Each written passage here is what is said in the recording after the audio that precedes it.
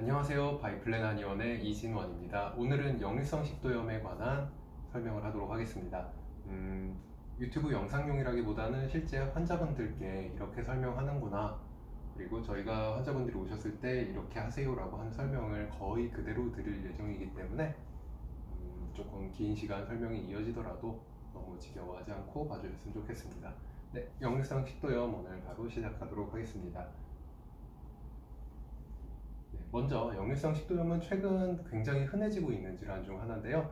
20, 30대 남성, 여성분 가리지 않고 유병률이 점점 높아지고 있는 추세라고 합니다. 과거에는 술을 너무 많이 먹어서 생기는 경우가 많았는데 요즘엔 원인이 조금 다양해지고 있는 게 특징이라고 하네요. 그래서 전체 인구의 7%가 갖고 있을 만큼 그러니까 병원에 오는 환자 중 7%가 아니라 우리나라 전 인구의 7%가 갖고 있을 만큼 흔한 병이고, 지금도 그 퍼센트는 점점 높아지고 있다고 합니다. 그래서 비만으로 악화되는 경향성도 같이 갖고 있고, 그 다음에 재미난 점이 헬리코박터 파일로리균 한 번쯤은 들어보셨을 텐데요. 위염을 유발하는 균이지만 역류성 식도염은 오히려 이걸 갖고 있는 분들이 더 적게 걸린다고 합니다. 왜냐면은 역류성 식도염은 일단 위산이 역류하면서 염증을 유발하는 병이기 때문에 위산이 많은 분들에게서 흔한 경향을 보이기는 하는데, 헬리코박터 파일로리 균은 위산을 중화시키는 물질을 뿜어내기 때문에 이게 감염돼 있으면 오히려 역류성 식도염 위험에서는 조금 더 안전해진다고 할 수 있습니다. 그래서 재미난 점이 위염이나 위궤양이 있는 분들이 그거를 치료하려고 헬리코박터 파일로리 균을 항생제를 써서 제균 치료를 하고 나면은 위염은 잘 낫거나 좋아지는 경우가 있지만 그 치료 직후에 역류성 식도염이 시작되는 경우가 종종 있습니다. 그래서 흔한 경우는 아니지만 그것 때문에 치료받으러 오시는 분들도 꽤 되시죠. 그래서 우리가 흔히 역류성 식도염이라고 이야기를 하지만 식도염만 문제가 생기는 게 아니라 다른 이쪽 후두나 아니면 입 안쪽까지도 영향을 미칠 수 있기 때문에 위식도 역류 질환이라고 더 큰 범주에서 설명을 하긴 합니다. 역류성 식도염도 위식도 역류 질환 중 하나인 거죠.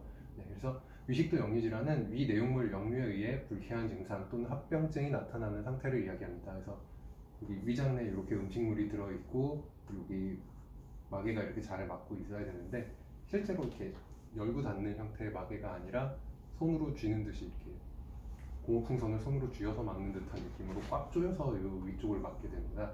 근데 여기 쥐는 힘이 조금 약해지게 되거나 다른 이유가 있어서 여기 이렇게 거꾸로 새서 올라오면은 요 안쪽은 위산으로부터 보호해 줄 수 있는 많은 성분들이 발라져 있는데, 여기를 넘어서 바깥쪽은 그런 보호장치가 하나도 되어 있지 않습니다. 그렇기 때문에 이런 부분에 위산이 닿게 되면은 조금씩 이런 데가 소화가 되고 상처가 나고 그렇겠죠. 그러면서 문제가 생기는 겁니다. 위식도 역류 질환은 크게 GERD, 즉 미란성 위식도 역류 질환과 NERD, 비미란성 위식도 역류 질환으로 나뉩니다. 우리가 역류성 식도염 증상이 있어서 그것 때문에 가서 내시경을 받아보고 실제로 식도부에 염증이 있네요라고 이야기가 되는 경우도 있지만, 증상은 분명히 있고 내가 넘어오는 느낌까지도 정확하게 갖고 있는데도 가보면은 식도염 내시경을 봤더니 식도에 염증이 하나도 없다고 이야기하는 경우도 있습니다. 제법 많은 비중을 차지하는데요. 그런 분들이 비미란성 위식도 역류 질환, 즉 내시경을 찍었는데 염증은 없지만 역류하는 증상은 그대로 있는 분들, 이렇게 분류되고 있습니다. 역류성 식도염 증상은 가슴 쓰림, 역류감, 이물감 전부 다 이 가슴 쪽 부위나 아니면 목 쪽 식도에서 느껴지는 느낌이고요. 가슴 쓰림이나 역류감 같은 경우에 정말 흔하게 볼 수 있는 역류성 식도염 증상입니다. 그리고 위장 증상으로는 속쓰림, 복통, 트름, 소화불량, 구토, 설사, 변비 등 속이 안 좋아서 나타날 수 있는 모든 증상이 다 나타날 수 있습니다. 그래도 다행인 거는 이런 모든 증상이 동시에 나타나는 건 아니고요. 사람마다 선별적으로 속쓰림과 트름만 있거나 아니면 복통과 소화불량만 있거나 이런 식으로 정해진 일부 증상들만 나타나게 됩니다. 그래서 정확하게 여기 모든 증상이 다 있지 않더라도 역류성 식도염이 있다, 의심할 수 있다, 이렇게 볼 수 있습니다. 그리고 이제 역류가 심해져서 목 위쪽까지 후두나 인후부 이쪽을 자극하게 되면은 해소, 그러니까 기침, 그다음에 목이 쉬고 속이 다시 재발해서 곤란을 겪는 분들도 많이 계시고요.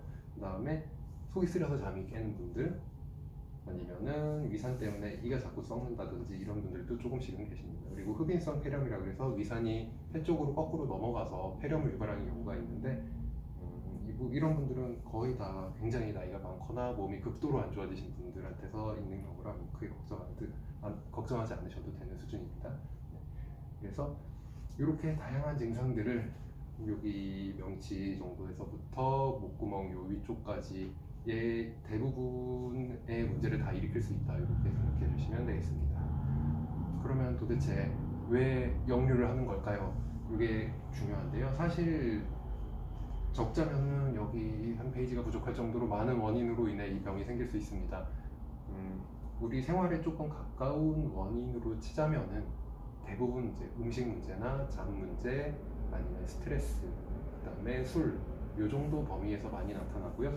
별 이유 없이 생기는 경우는 대부분 스트레스라고 보면 됩니다.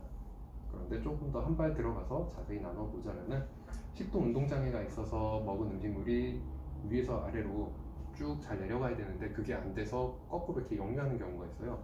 사람이 삼킨 음식물은 중력 때문에 밑으로 내려가는 것처럼 느껴지지만 사실은 그렇지 않습니다.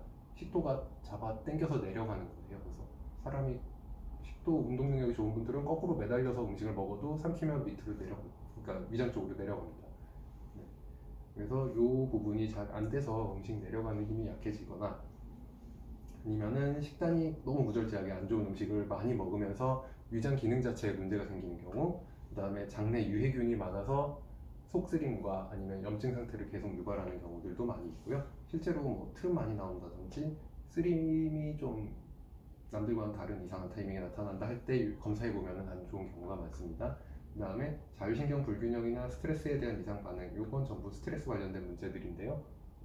네. 저희 지금 정확한 한 분 환자분의 검사 결과를 보면서 설명드리면 자세히 설명을 드릴 수 있는데, 일단 유튜브용 설명이니까 이건 스트레스 관련된 인자들이 있다는 것 알아두시면 되고요.